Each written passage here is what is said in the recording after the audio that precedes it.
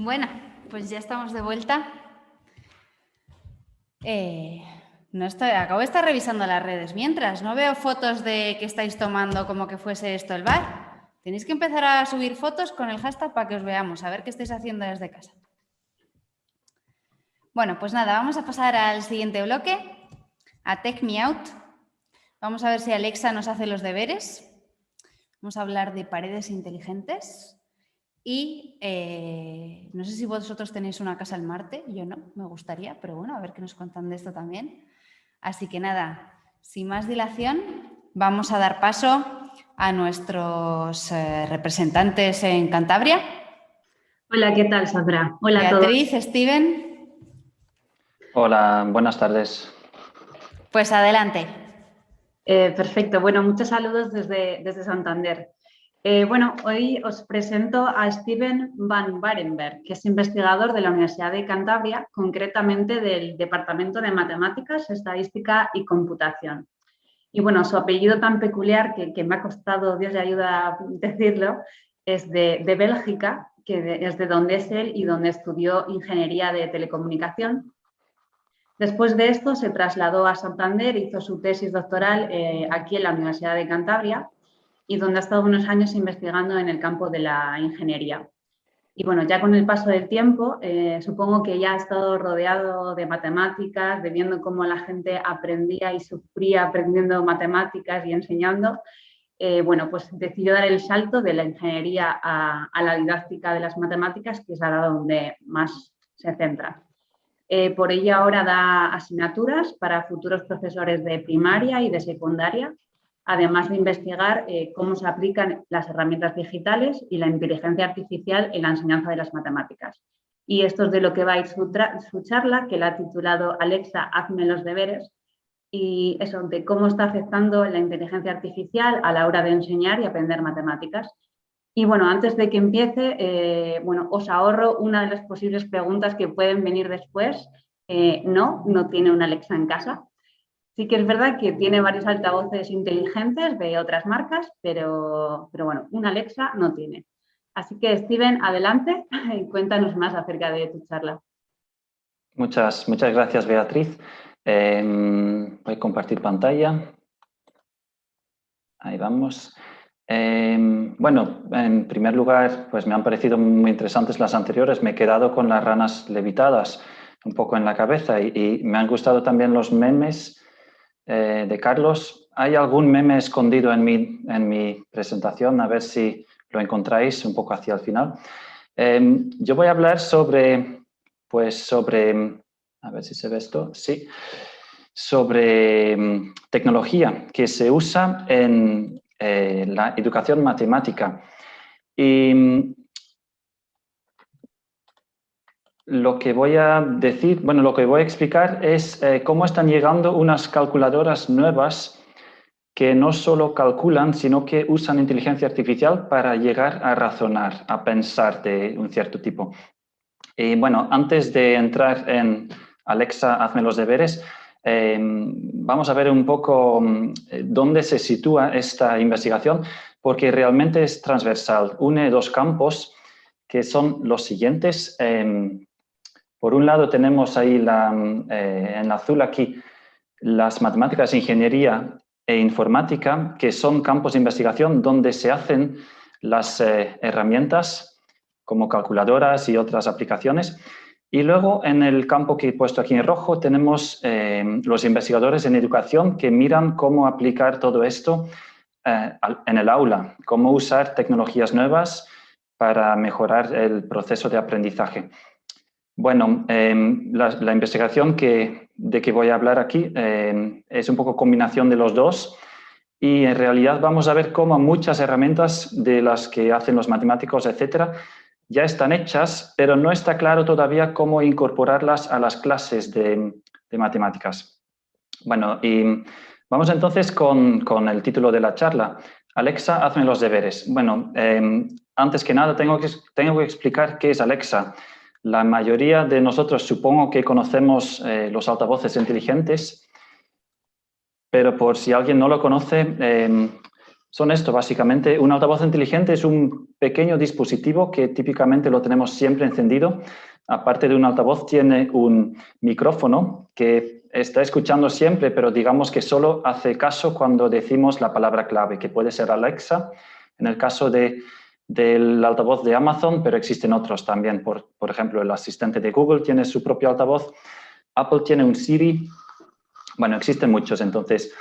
Y pueden hacernos varias funciones. Tengo aquí una pequeña lista. Podemos hacerles consultas, por ejemplo, cuéntame las noticias o qué tiempo va a hacer mañana. O hasta podemos preguntar, podemos pedir que nos resuelva algún cálculo matemático. Por ejemplo, ¿cuánto es 700 por 400? O cualquier cálculo que hace también una calculadora normal. Alexa lo puede hacer. Y lo interesante es que no tenemos que pulsar ningún botón, simplemente usamos la voz. Bueno, aquí a la derecha tenemos una pequeña figura. Estos dispositivos se han empezado a vender en España en el 2018. Y vemos cómo ha seguido el número de hogares que tiene ya un altavoz de estos inteligentes en casa. A finales del año 2020, año pandémico, ya más de un 20% de hogares en España tenían un altavoz de estos en casa, y se supone, bueno, es previsible que esto va a subir todavía bastante más. Bueno, vamos entonces al título realmente, vamos a la anécdota, porque lo que ocurrió en algún momento en el 2018 es lo siguiente. Una madre que primero ocurrió en Estados Unidos, al año siguiente también en Inglaterra, lo que ocurrió es que una madre que tenía un altavoz inteligente en casa entraba en su salón donde el hijo de 9 años estaba haciendo sus deberes y vio que estaba hablando con Alexa. De hecho, le preguntaba, el hijo decía, Alexa, ¿cuánto es 4 por 8? Y Alexa le contestaba, 4 por 8 es 32. Y así seguía. Y cada vez el niño apuntaba en su cuaderno la solución. La madre estaba horrorizada, empezó a grabar con el móvil para después compartirlo, desde luego. Y bueno, le dijo al hijo, oye, ¿qué estás haciendo? La madre estaba horrorizada. El hijo se dio la vuelta con una gran sonrisa, dice, estoy haciendo los deberes, mamá. Pues la madre dice, así no se hacen los deberes. El hijo estaba muy contento porque estaba orgulloso de ser tan creativo y bueno, pues tiene muchos fans en Internet. La madre no estaba del todo de acuerdo, dijo, así no se hacen los deberes. El niño se dio la vuelta otra vez, miró hacia Alexa y seguía con los deberes, cuánto es 3 por 6, etcétera. Bueno, esto dio las vueltas en las redes sociales, apareció en varios periódicos también y desde entonces esta historia se ha repetido en varios otros países. Lo que vemos es que aquí el hijo tiene a su alcance una tecnología muy avanzada y realmente es un acceso muy sencillo, muy fácil, porque tan solo tiene que usar su voz. Y Alexa ya le responde, le contesta y le soluciona lo que le está pidiendo. De hecho, hoy en día hay muchos padres también que ayudan a los hijos con los deberes y las tareas del colegio. Resulta, y vamos a la siguiente noticia, resulta que también muchos padres están usando Alexa para ayudar a sus hijos a ayudar con las tareas escolares. Aquí tenemos una noticia del año pasado. Un 10% de los padres en Inglaterra usaban altavoces inteligentes para ayudar a sus hijos con los deberes y con las tareas de clase. Bueno, es un dato un poco curioso, pero es bastante normal, ¿no? Cada uno usa lo que tiene a su disposición. Y en este caso tenemos muy accesible esta tecnología, que es un Alexa o un altavoz inteligente. Si analizamos un poco este ejemplo, vemos que en realidad no estamos pidiendo otra cosa que algo que podemos hacer con una calculadora de las tradicionales de bolsillo. Aquí lo que estamos pidiendo es pues, que resuelva un cálculo de los sencillos, pero es mucho más fácil, mucho más accesible, porque no tenemos que pulsar botones o si fuera una calculadora más compleja, no tenemos que leer un manual ni siquiera. Todo esto es gracias a avances que ha habido en inteligencia artificial en la última década. Y antes de seguir, que voy a enseñar alguna calculadora más, pero antes de seguir voy a hablar un poquito de qué es la inteligencia artificial, qué sabe hacer y qué no sabe hacer todavía, para poner en contexto todo esto. Bueno, primero, ¿qué es la inteligencia artificial? Cuando hablamos de inteligencia artificial, típicamente nos referimos nos referimos a programas de ordenador o sistemas que o bien piensan o bien actúan de una forma que a los humanos nos parece inteligente. Bueno, puede ser que resuelven un problema que es difícil y que lo tiene que hacer un humano, o que hacen alguna acción y que muestran un comportamiento que nosotros asociamos a una acción humana. Y para hacer eso tiene que ser ya pues, bastante avanzados estos sistemas. Casi cada día podemos leer en la publicidad, en los periódicos, podemos leer noticias de algo que hace una inteligencia artificial. Por ejemplo, tenemos aquí esta foto de pues una inteligencia artificial que reconoce objetos en fotos. Podemos leer en el periódico, esto ha salido hace unos años, por ejemplo, una inteligencia artificial que reconoce cánceres en fotos biomédicas mejor que lo que hace un especialista. Puede pasar. Los otros iconos en esta transparencia representan pues una voz, que significa pues una inteligencia artificial puede reconocer la voz de una persona, puede transcribirla o incluso puede generarla, como hemos visto en el caso de Alexa. También pueden analizar documentos, por ejemplo, en redes sociales para determinar qué sentimientos se ven en las redes sociales. O, bueno, este último dibujo, la rueda de dientes, significaría que las inteligencias artificiales también pueden hacer tareas más abstractas, como crear secuencias lógicas. Bueno, esto es lo que saben hacer las inteligencias artificiales. Lo que es importante ver es que cada sistema, cada inteligencia, típicamente solo hace una tarea bien. No son capaces de combinar muchas tareas.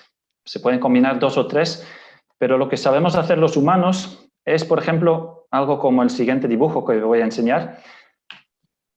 Aquí tenemos un escenario y vamos a pensar un momento qué pasa aquí. Para empezar, no es una foto, es un dibujo. Y allí ya empiezan los problemas. Es mucho más difícil para un sistema de inteligencia artificial analizar lo que pasa aquí. Si nosotros analizamos eso, ¿qué vemos? Pues vemos una mesa y encima de ella hay un vaso que tiene, al parecer, tiene algo de líquido. Y se está acercando porque vemos ahí una figura redonda que puede ser una pelota o, si es la cocina, puede ser un tomate. Esas rayas que tiene al lado podrían significar movimiento, pues parece que el tomate se está acercando al vaso, se va a chocar y el vaso se va a caer al suelo. Nos podemos imaginar qué sonido se va a producir.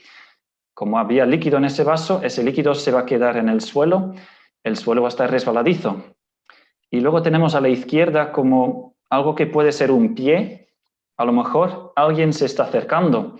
Si va rápido, está intentando evitar este desastre, pero si va lento, a lo mejor llega tarde, se encuentra con el suelo mojado y se puede resbalar, se puede caer. Así que todo esto lo podemos imaginar con un dibujo que son apenas unas 15 líneas, más o menos. Podemos imaginarnos distintos escenarios y al hacerlo estamos combinando conocimientos que tenemos del campo de la física, porque tenemos imaginación, tenemos intuición de lo que está pasando aquí, de cómo se mueve la pelota, cómo se cae el vaso. Lo conectamos con conocimiento de la química, por ejemplo, cuando miramos cómo va a quedar ese líquido en el suelo, qué propiedades tiene. E incluso podemos relacionarlo con la psicología, cuando pensamos qué está pensando esa persona que se acerca. Todo esto son cosas que una inteligencia artificial hoy en día no es capaz de hacer. Lo que sí hace, pues son tareas individuales y como mucho las podemos combinar un poco. Bueno, volvemos a las calculadoras, que es el objeto de esta presentación. Antes hemos visto un ejemplo de algo que se puede hacer en primaria. Un niño puede pedir que Alexa le ayude con cálculos, que es lo que podría hacer también una calculadora normal. Si nos vamos a secundaria, allí pues muchos estudiantes ya tienen móviles y aunque están prohibidos en clase, en casa se pueden usar. Y una aplicación típica que se usa, que ya es muy popular, es esta, se llama Photomath y es una calculadora por cámara. Si no la conocéis, aquí a la izquierda tenemos una pequeña animación de lo que hace. Lo que hacemos, abrimos la aplicación sacamos una foto de una ecuación o alguna operación matemática.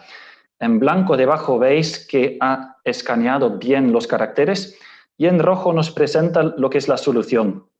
Y una vez que tenemos la solución podemos pulsar y nos va a dar los distintos pasos que necesitamos para resolver y para llegar a la solución. Y si queremos saber más detalles de algún paso, podemos pulsar y nos va a explicar en detalle cada paso. Esto es muy popular entre estudiantes y no tan popular entre los profesores. De hecho, hay algunos profesores que quieren prohibirlo, pero si está, bueno, es una aplicación que es gratis y existen muchas ya de este tipo. En casa se puede usar, desde luego. Es difícil prohibirlo. Hay algunos profesores incluso que están haciendo experimentos para ver cómo se puede usar esto en el aula o cómo se debe modificar la clase para contar con la existencia de este tipo de herramientas. Bueno, pero aún así vemos que aquí estas calculadoras que funcionan por foto, lo que hacen es resolver algo que muchas veces lo podemos hacer con una calculadora como esta aquí, que es una científica. Hace muchas de las mismas tareas, lo que pasa es que no tiene botones. Lo hace con una foto, lo resuelve todo. Y vamos a ir un poco más allá porque, aunque aquí vemos tareas que se simplifican por usar inteligencia artificial, también existen tareas que son ya un poco más avanzadas, que son, por ejemplo, hacer demostraciones. Y ahora estamos viendo que están llegando unas calculadoras nuevas que puedan hacer demostraciones enteras. Por ejemplo, de esto lo que tenemos aquí, esta figura es el segundo teorema de Tales, dice que, y no sé si se ve bien, tenemos aquí un pequeño segmento que es AB. Si dibujamos sobre ello un semicírculo y de ese semicírculo elegimos cualquier punto que lo marcamos como C, se va a formar un triángulo rectángulo ABC que tiene el ángulo recto en el vértice C. Y bueno, esto es así, se llama el segundo teorema de Tales y en segundo de la ESO ya se estudian los conocimientos para demostrar esa propiedad de forma pues, matemática. Lo que ocurre ahora, y vamos a ver una aplicación que es, pues esta es GeoGebra, muchos la conocéis seguramente, nos permite hacer dibujos y nos permite hacer GeoGebra que se llama dinámica porque hacemos este dibujo que he enseñado antes, pero lo podemos manipular, podemos tirar un poco de los distintos elementos y vemos que siempre se va a formar ahí un ángulo recto. Lo que ocurre es que estas herramientas ya incluyen una funcionalidad de demostrar propiedades. De hecho, esto es la versión móvil. Si vamos un poco para abajo hay un botón que dice relación. Si le pulsamos, nos permite buscar relaciones y las demuestra. Y aquí ha dicho que ha demostrado que los dos segmentos de ese triángulo, G y H, son perpendiculares. Ha demostrado que siempre forman un ángulo recto. Y aquí esto ya es un poco más preocupante porque estamos viendo un ejemplo típico con que los alumnos tienen que aprender a razonar de forma matemática. Y ahora resulta que hay una maquinita que hace esa misma demostración.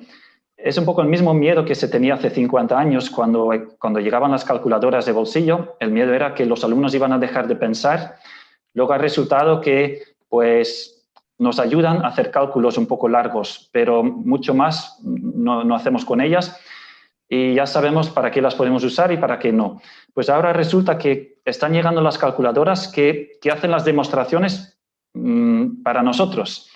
Y ahí hay que volver a iniciar ese debate de hay que permitirlas, hasta qué punto se tienen que incorporar. Bueno, esta pequeña diapositiva es para resumir lo que hemos visto. Entonces, por un lado hay unas calculadoras clásicas de bolsillo que lo que hacen es sobre todo calcular, pero ahora estamos viendo unas nuevas que se basan en inteligencia artificial. Algunas las seguimos usando para calcular cosas, pero hay nuevas que realmente llegan a hacer demostraciones y se meten ya en el campo de lo que es pensar y lo que es pues formar razonamientos lógicos. Y por terminar ya, en la comunidad educativa esto genera bastantes preguntas, porque vemos que dos de los objetivos de la asignatura de matemáticas, hay muchos, pero dos de ellas son que hay que aprender a calcular y a usar las operaciones elementales. Parece que esto lo hace un poco la calculadora clásica, pero otro objetivo es aprender a desarrollar la capacidad de razonar de forma matemática. Y ahora llegan estas nuevas calculadoras que podrían hacer eso por nosotros. Así que, una vez más, tenemos que preguntarnos cómo afecta eso, si hay que cambiar el currículo, si los objetivos del currículo siguen siendo útiles, válidos, y realmente hay que hacer ese debate que todavía no se ha hecho, pero poco a poco está arrancando. Bueno, aquí tenemos el meme. Básicamente, lo que estamos viendo es que hay voces a favor y voces en contra. En contra podría ser, por ejemplo, alguien que dice que la mejor forma de aprender algo es hacerlo y hacer todos los pasos, pero por otro lado tenemos estas maquinitas que nos hacen esta labor y nos podemos fiar de que están bien hechas realmente. Así que la discusión no está terminada. Vemos que se repite la historia, que tenemos que preguntarnos otra vez hasta qué punto se pueden usar estas calculadoras, que ahora son mucho más potentes, usan inteligencia artificial, y esto reabre el debate sobre tecnología. Y bueno, en definitiva, podríamos pensar que estas maquinitas nos podrían hacer algunas de las tareas repetitivas y nosotros podríamos, en este caso, ocuparnos de las tareas que son más creativas, de interpretación de los problemas. Y si volvemos al niño del principio, está bastante claro lo que quería hacer. Sus deberes eran un poco aburridos, en su opinión, así que buscó una solución creativa y él lo que quería hacer era, pues, dedicarse a jugar seguramente. Pues muchas gracias. Vamos a las preguntas, creo. Si sobran preguntas, dejo aquí mi Twitter por si esto puede ser una forma de seguir la discusión. Muchas gracias. Muchas gracias, Steven. Bueno, creo que nos hemos retrasado un poquillo, pero igual si nos da tiempo a responder a alguna pregunta, Sandra. Adelante. A ver, bueno, ¿hay miedo a que por la tecnología poco a poco la gente se vuelva más imbécil? Contesto, pues sí, pero es exactamente la misma pregunta que se hizo en los años 60-70, porque antes de las calculadoras de bolsillo se hacían muchos cálculos mecánicos sobre papel de multiplicar números grandes, por ejemplo. Cuando llegaron se vio que esto ya no hacía falta. Han tardado muchos años. Y esa pregunta se ha respondido. Pues realmente creo que no nos hemos vuelto más tontos. Ahora usamos las calculadoras para hacer algunas cosas sí y otras no. Ahora vuelve el miedo 50 años después. Y es más justificado casi, porque ahora las maquinitas hasta razonan. Entonces, pues sí, el miedo vuelve y ahora con más razón. La respuesta no está clara. Quiero decir, lo que va a pasar no está claro, porque es un debate que se tiene que tener todavía y va a ser muy interesante en cualquier caso. Desde luego. Te leo la pregunta por si quieres aportar alguna cosa más de la siguiente. Si en los centros de desarrollo de la informática y de la inteligencia artificial de Silicon Valley educan a sus pequeños sin ordenadores, y volviendo a lo más básico, ¿qué lectura debemos hacer? ¿Es aconsejable usar estas herramientas con inteligencia artificial? Sí, has dicho sí, educan a sus pequeños sin ordenadores, es decir, volviendo a los métodos tradicionales. Podría ser una indicación de que esto podría ser un punto a favor de no usar tanta tecnología, pero estoy seguro que en algún momento esos pequeños van a aprender a usar la calculadora para hacer lo que es lo más mecánico. Entonces, podríamos coger la pista de ahí. Podría ser una forma, sí, porque esto ya es una opinión personal. Yo creo que sí hay que enseñar, pues, las bases de lo que luego se va a usar. Usar la herramienta sin saber lo que hace por debajo es peligroso. Vale, muchas gracias, Steven. Bueno, pues te doy la palabra, Sandra, para que presentes al siguiente. Y gracias de nuevo por la oportunidad. Nada, muchísimas gracias a los dos, Beatriz, Steven, también por hacernos pensar en este tipo de cosas, ¿no? Y de de pensar los beneficios y no de la tecnología. Yo creo, por supuesto, que es todo beneficioso. Todo yo creo que tiene un punto medio, ¿no?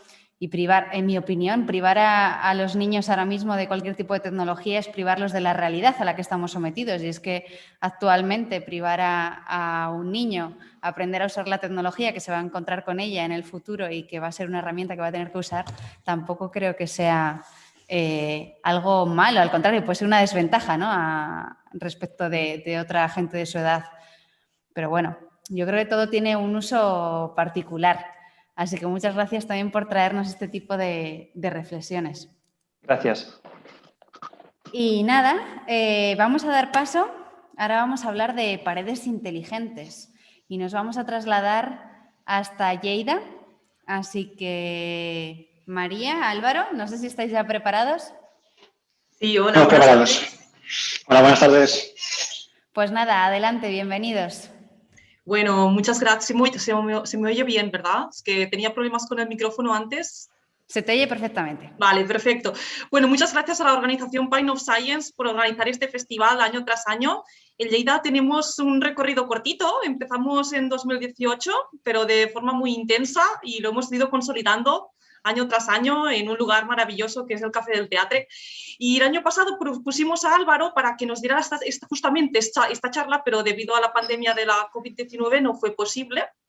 Y bueno, afortunadamente pues lo tenemos hoy aquí para representar nuestra ciudad y estamos muy orgullosas que él esté aquí dando esta charla sobre paredes inteligentes. Entonces os voy a hacer una breve biografía, os voy a escribir un poco a Álvaro. Álvaro de Gracia Cuesta, él es ingeniero industrial por la Universidad Politécnica de Cataluña y luego se doctoró por la Universidad de Lleida y se especializó en sistemas de almacenamiento con cambio de fase. No sé si lo he dicho bien, Álvaro. Y ahora es profesor lector en esta misma universidad, en Lleida, y bueno, él ha realizado estancias de investigación en muchos países, en Italia, Chile, Francia, y bueno, se ha especializado también en simulación numérica y en eficiencia energética de edificios. Él también ha conseguido becas altamente competitivas, como la María Slodowska y la Juan de la Cierva. Y una de las cosas que más me ha sorprendido, Álvaro, de tu currículum es que ya has dirigido 5 tesis doctorales en lo que llevas de tu juventud, que es muchísimo, ¿no? O sea, que felicidades. Y luego también, otra cosa que destacaría es que formas parte del 2%, del grupo reducido de 2% de científicos más citados en tu área de especialización, ¿no? O sea, que... Eso que viene a hacerse pesado publicando. Y muy bueno, bien. Sin más preámbulos, ya pues te dejo la palabra, Álvaro, para que presentes tu charla hoy que se titula de paredes inteligentes que se mueven. O sea, gracias por tu asistencia. De acuerdo, gracias. Voy a compartir pantalla. Vale, pues primero de todo quería agradecer la invitación de Pint of Science y aparte de la oportunidad de hablar hoy aquí, el logo tan molón que nos han hecho los ponentes, que tengo pensado utilizar mientras tenga pelo y barba en todas las ponencias en congresos y clases que tenga que dar en el futuro. Así que lo agradezco. Yo soy Álvaro de Gracia y soy el cantante de Dry Gin, de un grupo de rock. Y pues como para vivir de la música es todavía más complicado que para vivir de la ciencia, pues también soy profesor de almacenamiento de energía y eficiencia energética en la Universidad de Lleida e investigo en el grupo de investigación GREIA de esta universidad. Para empezar la charla y antes de empezar a hablar de la tecnología que estamos desarrollando, me gustaría mostrar esta foto que seguro que habéis visto, que es las tres olas, los 3 tsunamis que nos estamos comiendo, que nos vamos a comer. El primero ya sabemos todos que es el del COVID-19, seguido de una recesión económica y seguido de esta, o ya estamos en ella, es el cambio climático. Y como ha comentado Carlos anteriormente, ¿por qué hay este cambio climático? Pues Carlos ha mostrado el consumo energético mundial desde el 1800, yo os lo muestro desde el 1965, veis esta gráfica de aquí, donde, aparte de lo más preocupante, que es que va subiendo continuamente, y cada año que pasa consumimos más energía, además vemos que hay 3 franjas muy importantes, que son la amarilla, que es el carbón, la gris flojito, que es el gas, y la gris más fuerte, que es el petróleo, que son los grandes recursos que utilizamos para obtener esta energía. Y eso es lo que está provocando principalmente, pues, o una de las razones principales que está provocando el cambio climático. ¿Dónde gastamos esta energía? Si miramos, por ejemplo, a nivel europeo, pues el 32% de esta energía que gastamos la gastamos en movilidad, en transporte, ya sea para transportarnos nosotros o para transportar productos o bienes, sí que compramos de por ahí, porque como se ha demostrado, pues en Europa mucha capacidad industrial no tenemos. El 25% del consumo energético se destina a la industria y el 40% se destina en las casas, en los edificios, en las casas, en bibliotecas, universidades, hospitales, escuelas, etc. Y gran parte de este 40% de energía que se consume en el sector de la edificación, en las casas, es para no tener frío en invierno ni calor en verano, tanto en casa como en las oficinas, como en el supermercado, como en donde esté. Entonces, alguna cosa habrá que hacer para intentar revertir esta situación donde cada vez estamos consumiendo más energía y donde el culpable de este gran consumo de energía, pues principalmente es de edificios. Pues, como se decía antes, como ha dicho Iván en una ponencia anterior, hay que ser creativos, hay que ser innovadores. Pues vamos a ver si lo somos con esta tecnología. La pregunta que tiro es, si yo no me he visto igual en invierno que en verano, o por la noche o por la mañana, ¿por qué los edificios llevan siempre la misma ropa? O sea, los edificios están diseñados para guardar el calor dentro en invierno y evitar el que venga el calor de fuera en verano. Y para eso los protegemos. ¿Con qué? Con paredes, con aislamientos, con unas buenas ventanas, con una buena cubierta, ¿no? Y los protegemos para que no entre calor en verano ni salga ese calor en invierno. Pero es que llevan la misma ropa, o sea, los protegemos y el día que los construyen hemos decidido, mira, tú vas a llevar esta ropa los próximos 70 años que tengas. Pero yo no llevo la misma ropa en el día a día. De hecho, en un día de otoño, por ejemplo, puedo salir por la mañana y necesito abrigo y mediodía, cuando me tomo una cerveza en una terraza, pues voy en camiseta. Los edificios no tienen esa capacidad de hacerlo porque están diseñados desde siempre pues a protegernos de una manera estática de las inclemencias meteorológicas. ¿Y qué pasa? Pues lo que os decía, estas paredes, estos edificios están diseñados ¿para qué? Para que si yo en verano quiero estar a 24 grados y fuera hace 30, me va a entrar calor y yo voy a intentar diseñar esta piel del edificio, este abrigo, para intentar que me entre la mínima calor posible. En cambio, en invierno, yo querré estar a lo mejor a 21 grados dentro de mi casa y fuera hace 5 grados y el calor se querrá ir. Y yo diseñaré esa piel, ese abrigo del edificio, para que el calor no se vaya. Entonces, la pregunta es, ¿y si movemos las paredes? Porque en vez de utilizar siempre la misma ropa, ¿por qué no somos capaces de intentar mover las paredes? La tecnología que os presento aquí, que hemos patentado, estamos intentando tirar hacia adelante, es una pared móvil que consiste, imaginaos, en una cinta transportadora de un supermercado, en la caja cuando vais a pagar a un supermercado, pues una cinta transportadora, que esa cinta transportadora lo que hace es engloba el abrigo del edificio, el aislamiento. En esta figura de aquí de la derecha, veis, no sé si se ve muy claro, la cinta amarilla esta es la capa aislante, es lo que protege, es lo que intenta evitar que se vaya el calor en invierno y que entre el calor en verano. Pues lo que vamos a colocar es una cinta transportadora que rodea este abrigo. ¿Con qué gracia? Con la gracia que en una de las dos capas de esta cinta transportadora vamos a ubicar unos tubos. Y dentro de estos tubos va a haber un material que es capaz de almacenar frío y calor. ¿Vale? Igual que las baterías almacenan electricidad, pues hay materiales que son capaces de almacenar frío o calor. Y la gracia que va a tener esto es que yo voy a poder mover los tubos a un lado o al otro del abrigo, a una cara o al otro del abrigo. Y os explico después para qué vamos a hacer servir esto. ¿Cómo guardan el calor y el frío estos tubos? Entro muy poco en detalle. Cambiando de fase, de sólido a líquido. Es decir, igual que el hielo acumula frío a 0 grados y yo le puedo tirar mucho calor hasta que lo fundo, o una vela normal cambia de fase de sólido a líquido a 70 grados y la llama está mucho rato dando calor a la vela hasta que se funde, pues estos materiales que voy a colocar dentro de los tubos van a fundir a 24 grados. Así, de esta manera, para pasar de 23,9 a 24,1, voy a necesitar mucho calor si voy en una dirección o mucho frío si voy en la otra dirección. ¿Vale? ¿Cómo funciona esta tecnología? Vamos a empezar por el caso igual más sencillo, más evidente. En invierno, repetimos, en invierno la pared lo que intenta es protegerte para que no se te escape el calor de dentro hacia afuera.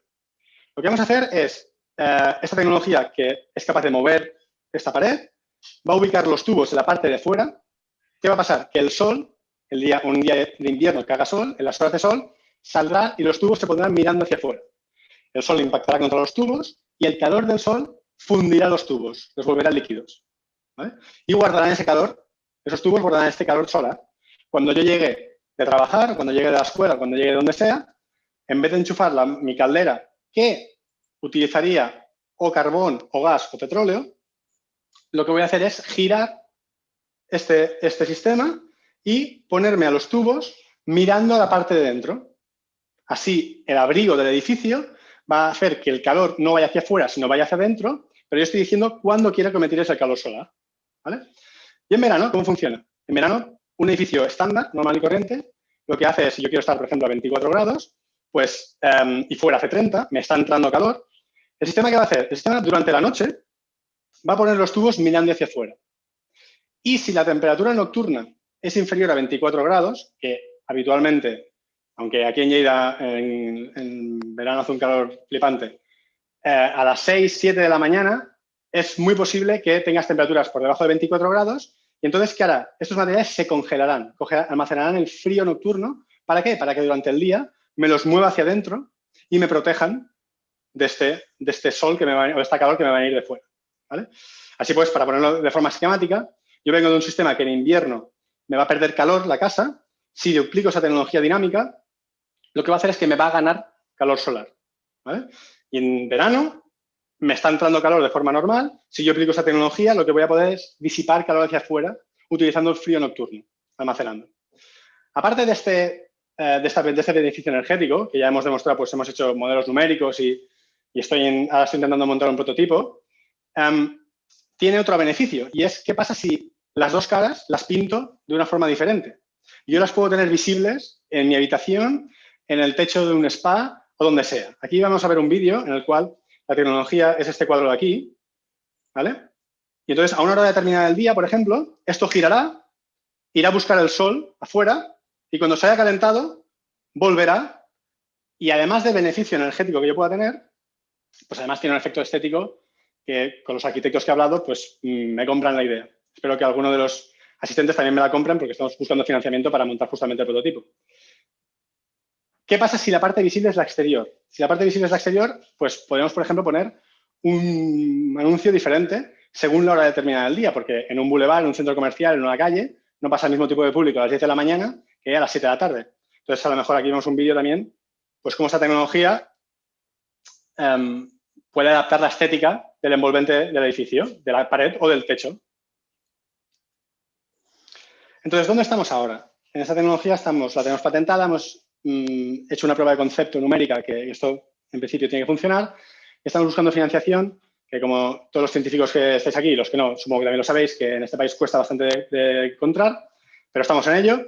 La idea es montar un prototipo a escala real en una planta experimental que tenemos aquí en la Universidad de Lleida, donde tenemos 23 casas o casetas diferentes y testeamos diferentes tecnologías para la construcción.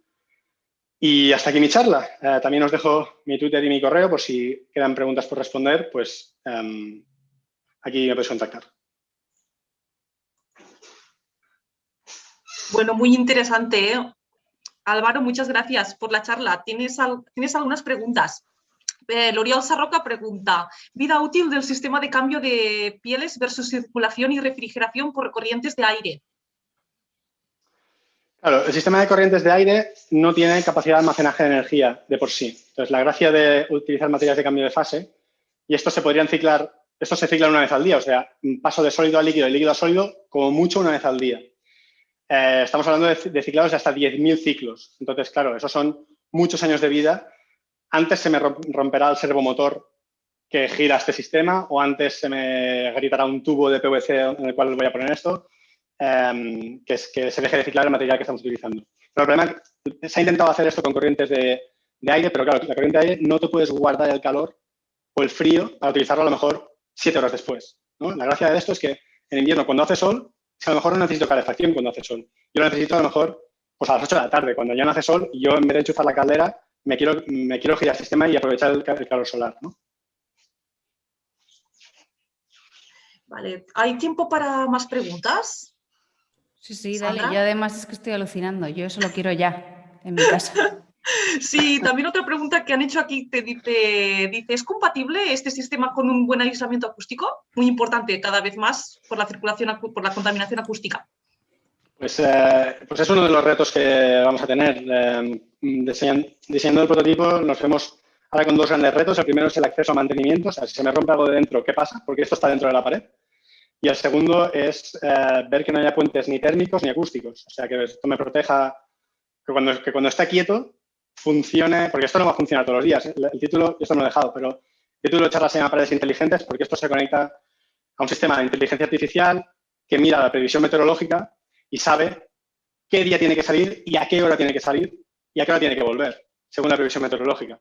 Entonces, lo que tenemos que asegurarnos es que el día, por ejemplo, en Lleida aquí hay 2 o 3 semanas de niebla, pues el día que hace niebla eso tiene que estar quieto y el día que esté quieto no puede funcionar peor que una pared convencional.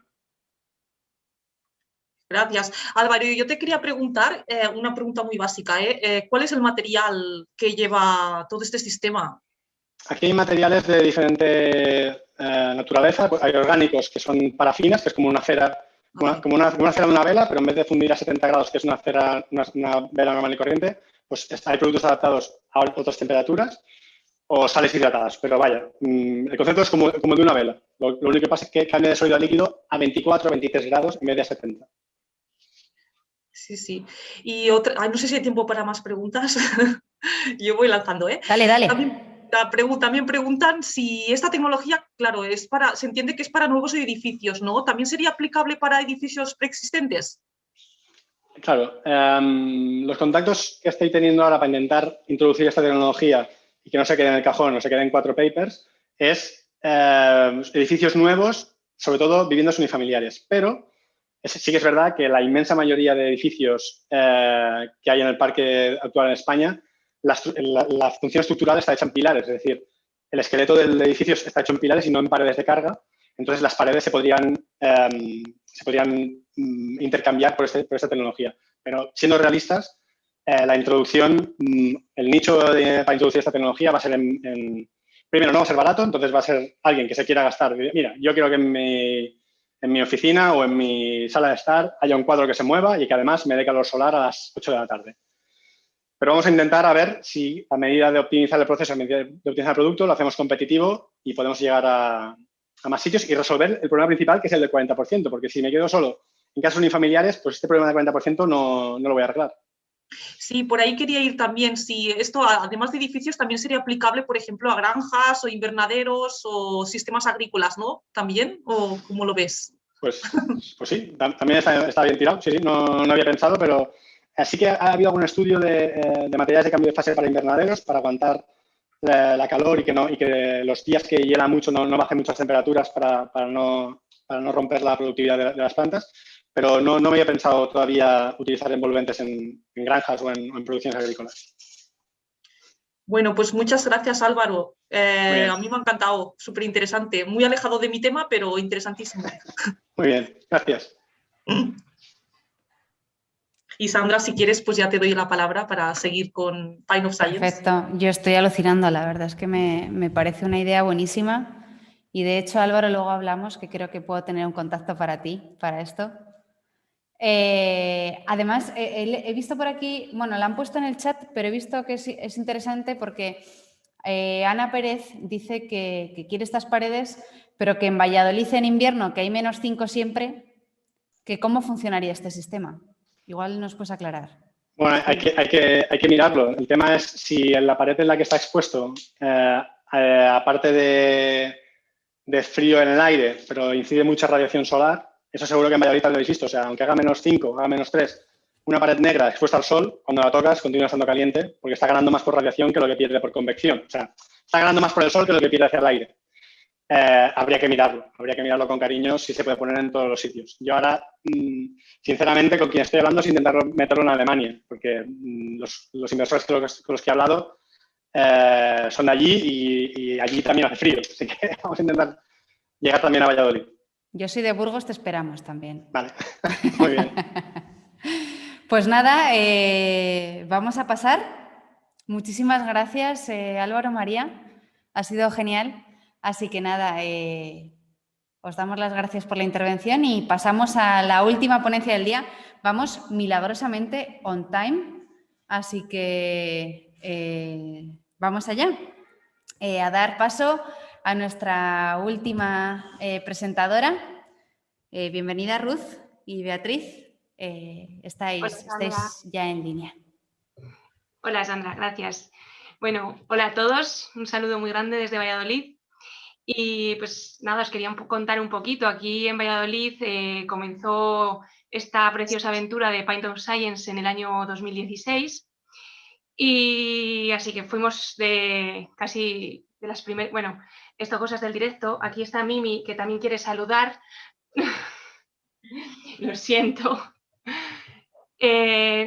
Nosotros pues empezamos casi desde el principio y actualmente en el equipo somos 6 personas y no quería desaprovechar esta oportunidad de presentarosles muy rápidamente porque, como ha dicho Sandra al principio, que Pint of Science consiga sacar adelante es porque hay muchísimas personas implicadas en esto de forma voluntaria y aunque estos días solo nos vais a estar viendo a unos poquitos, pues hay mucha otra gente detrás. Así que voy a compartir un momento y os voy a presentar aquí rápidamente al equipazo que tenemos en Valladolid.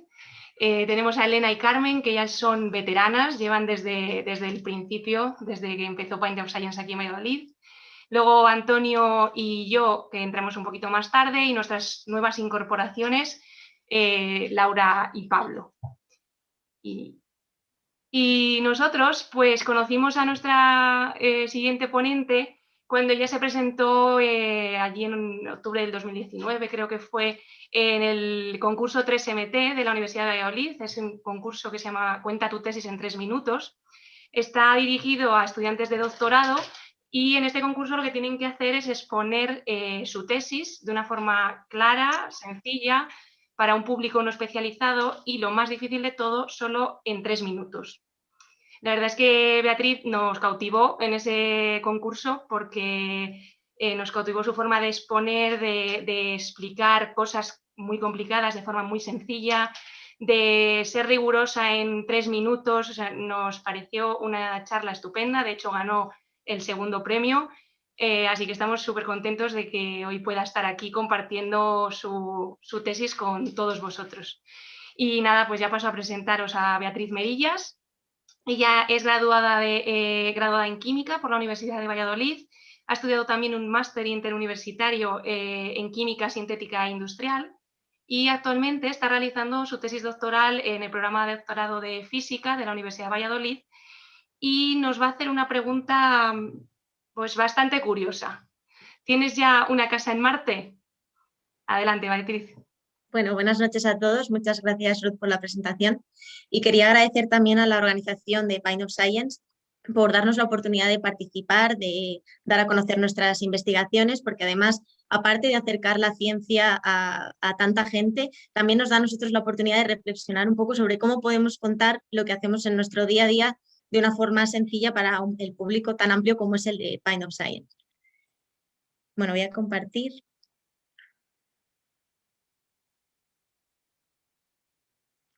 Vale, bueno, esta charla la he titulado ¿Tienes ya una casa en Marte? Es cierto que es una pregunta un poco absurda ahora mismo en 2021, ¿no? Ya nos cuesta pagar las hipotecas de las casas en la Tierra como para pagar una en Marte. Pero bueno, es una pregunta que puede que dentro de unos años nos acabemos haciendo. Pero no voy a hacer spoilers y lo veremos más adelante. Bueno, quería empezar por contaros un poco dónde realizo mi investigación. Como ha dicho Ruth, estoy realizando el doctorado en la Universidad de Valladolid, más concretamente en el Departamento de Física de la Materia Condensada, Cristalografía y Mineralogía, y en el grupo de investigación CELMAT. CELMAT es un grupo muy grande. Os he puesto por aquí una foto de todos los miembros que formamos la familia CELMAT y que además está en continuo crecimiento. CELMAT está formado por un director, además hay varios postdocs. En la actualidad somos 9 estudiantes de doctorado, hay también estudiantes de grado, de máster, un equipo que está formado por 8 técnicos y también hay varios miembros asociados a CELMAT Technologies, que es una spin-off que impulsa la transferencia de conocimiento entre la universidad y la industria.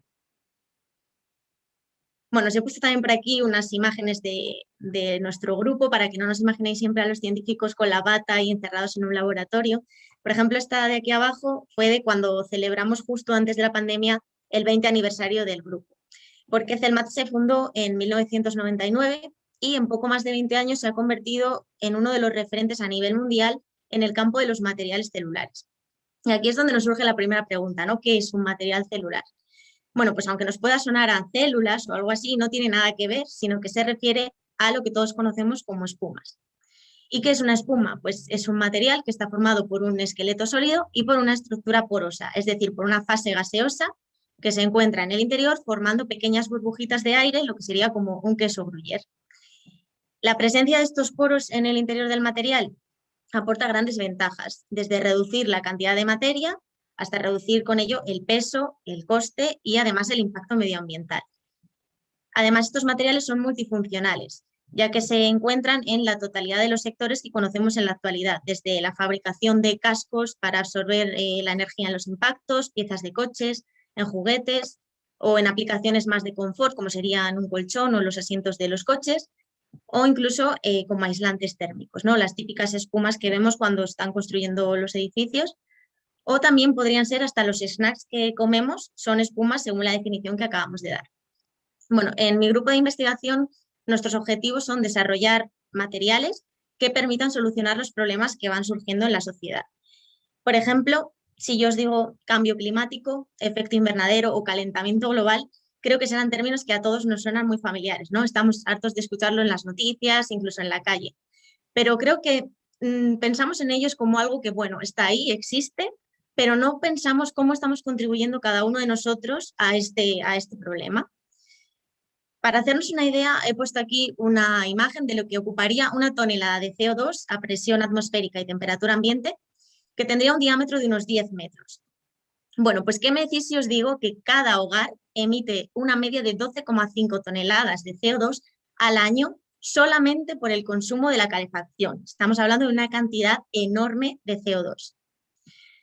Bueno, pues debido a este problema, la cuenta atrás ya ha comenzado, porque si continuamos a este ritmo con un cambio climático acelerado, la Tierra podría llegar a un punto de no retorno, a partir del cual ya no se pueda revertir este efecto del cambio climático y que desde ese momento se comiencen a producir cada vez más y más catástrofes naturales, desde terremotos, huracanes, erupciones volcánicas, llegando incluso a poner en peligro nuestra propia existencia.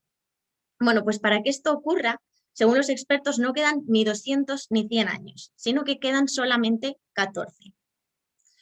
Bien, pues para ello, aparte del granito de arena que podemos ir aportando cada uno de nosotros, se ha hecho una llamada a la investigación. Y aquí estamos los investigadores para intentar responderla, ¿no? Si, por ejemplo, nos centramos en cómo podríamos reducir las emisiones de CO2 que se producen por las pérdidas energéticas de los edificios, pues bueno, la principal solución es reducir esas pérdidas, ¿no? Si colocásemos una cámara infrarroja delante de una casa, podríamos ver varias zonas más oscuras que corresponderían con las zonas más calientes, es decir, por donde se nos está escapando ese calor. Si realizamos una estimación de por dónde son los elementos por los que estamos perdiendo ese calor, como bien ha dicho Álvaro antes, a través de las paredes se nos va gran cantidad de ese calor, pero también por las puertas y ventanas. ¿Y cuál sería la solución a este problema? Bueno, pues no poner puertas y ventanas no es una solución, ¿no? Sería desarrollar nuevos materiales que sean más aislantes que los que se están utilizando en la actualidad. Y bueno, se señala como los que son los potencialmente más efectivos para este problema a los aerogeles, que son los materiales en los que se basa mi tesis doctoral. Y aquí nos surge la segunda pregunta, ¿no? ¿Qué es un aerogel? Si buscamos en Google cuál es el material más ligero del mundo, la respuesta que nos va a dar es el aerogel.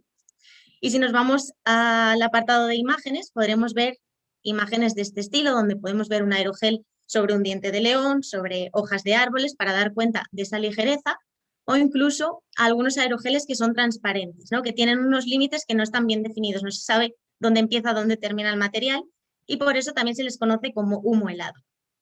Vale, ¿y por qué son tan ligeros estos materiales? Bien, pues su propio nombre ya nos da una pista, ¿no? Aero, porque hasta un 98% de estos materiales está formado por aire, solamente aire.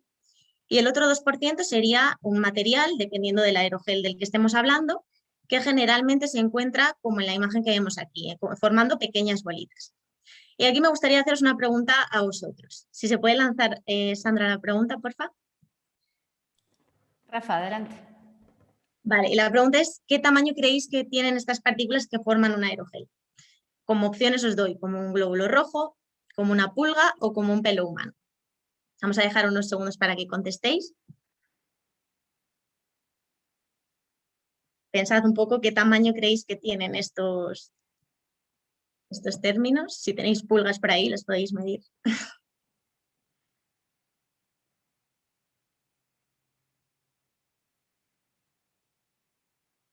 Vale, si podemos ver las votaciones. Vale, un 71% pensáis que es como un glóbulo rojo, muy poquita gente como una pulga y algunos como un pelo humano. Bueno, pues siento deciros que los que habéis acertado sois los que no habéis votado, porque no es ninguna de estas respuestas, es mucho más pequeño que todo eso. ¿Vale? Si vemos aquí en esta escala que os he puesto de tamaños, tenemos la unidad conocida por todos como metro, sabemos que 1 milímetro es una milésima parte de 1 metro, y también existen unidades más pequeñas, como son las micras o los nanómetros, que serían la millonésima y la milmillonésima parte de 1 metro.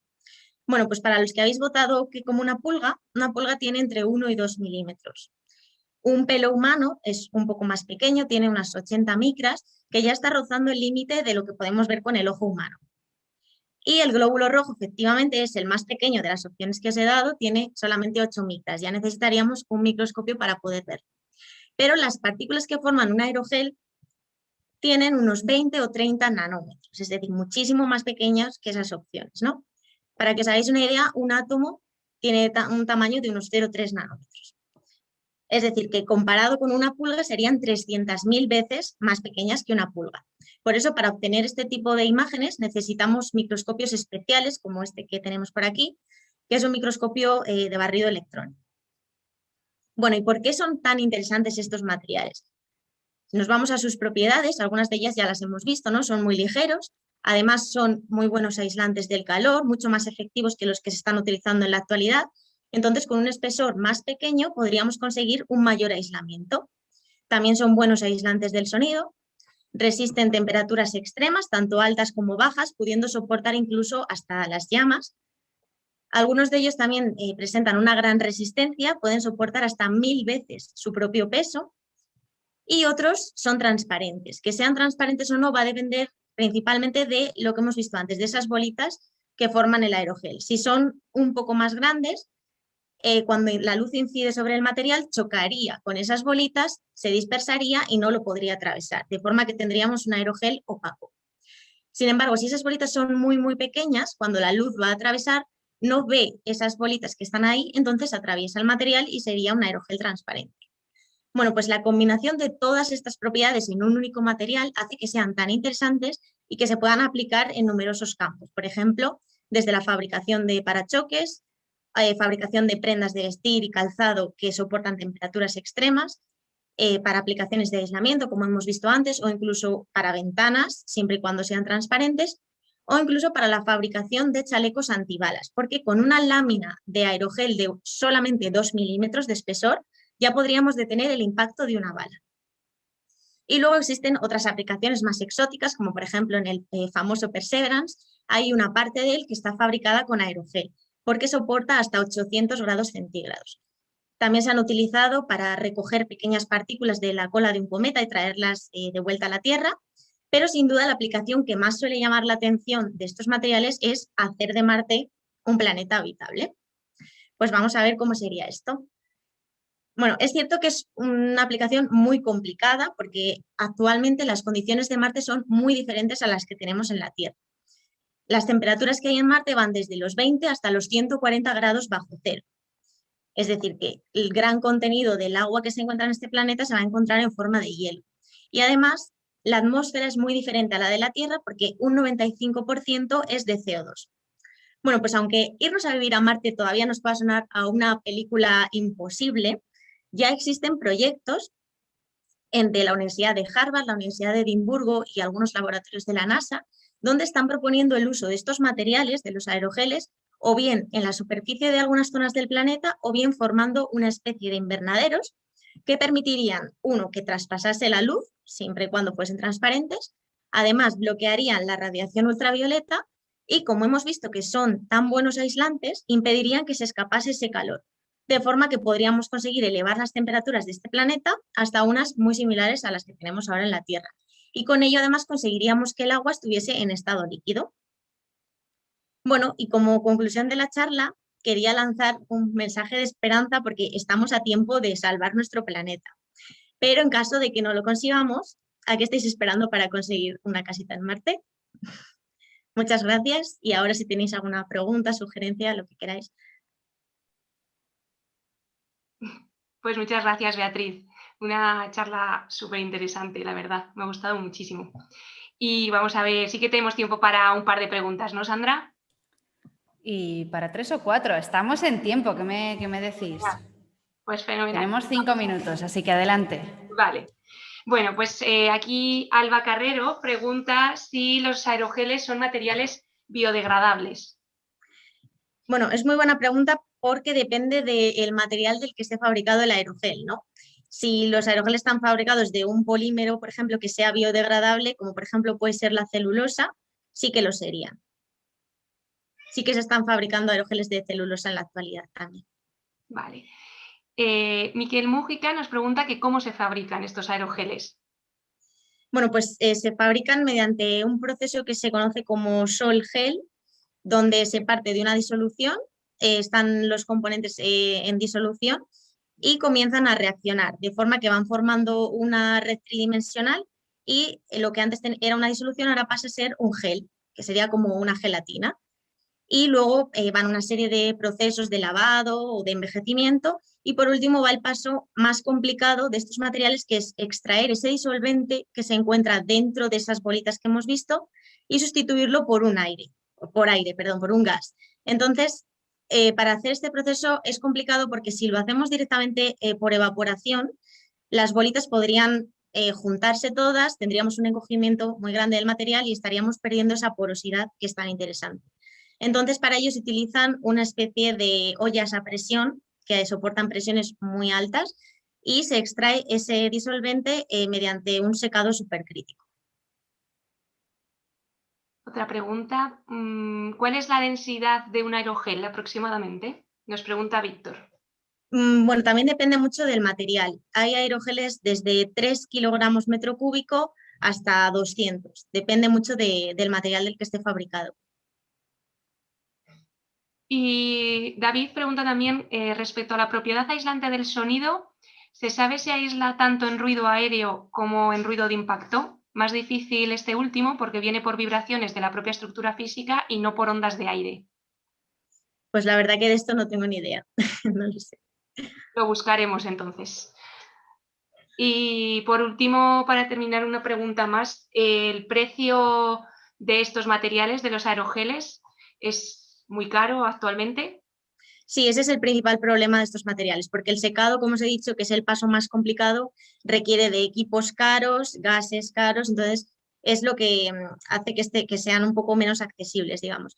Pero bueno, hay, dependiendo también del material, hay desde láminas que miden 30 por 30 centímetros y unos milímetros de espesor y valen 500 euros, hasta otros que son un poco más baratos. Los que están ya más explorados, por ejemplo, que son los de sílice, son más baratos.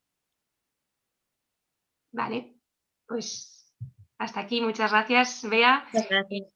Gracias a todos por acompañarnos y a la organización, por supuesto, por habernos dejado este momento aquí al equipo de Valladolid y a Beatriz sobre todo. Muchas gracias. Te devuelvo la conexión, Sandra. Nada, muchísimas gracias, chicas. Que sepáis que yo también participé en el concurso de 3 en 3 minutos. También gané y ahí empecé un poco también la parte de divulgación, así que estamos todos unidos. Muchas gracias a todos. Se ha pasado esto volando. Han sido 3 horas. Muchas gracias a todos los ponentes, a todos los espectadores, a todos los que nos habéis estado siguiendo. Se van a colgar todas las charlas, efectivamente se van a colgar todas en nuestro canal de YouTube. Esperamos que os hayan gustado. Todas las preguntas que no hayan sido respondidas y las que han sido respondidas intentaremos transcribirlas en nuestro Google Blog para cuando colguemos también las charlas. Y nada, pues que ya hemos pasado este primer día de PIN 2021. Esperamos que el año que viene podamos estar en los bares otra vez y que podamos disfrutar un poco en directo y todos juntos de nuevo. No sé si de los ponentes y los equipos que están por ahí conectados, si queréis decir algo. ¿Alguien? Nacional, Rafa, Logan, que estáis siempre en incógnito.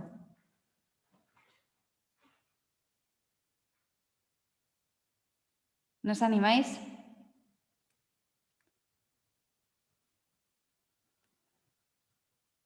Bueno, pues nada, muchísimas gracias a todos y os esperamos mañana y pasado otra vez a las 6 y pico para que estéis dispuestos a disfrutar de muchos más temas de ciencia.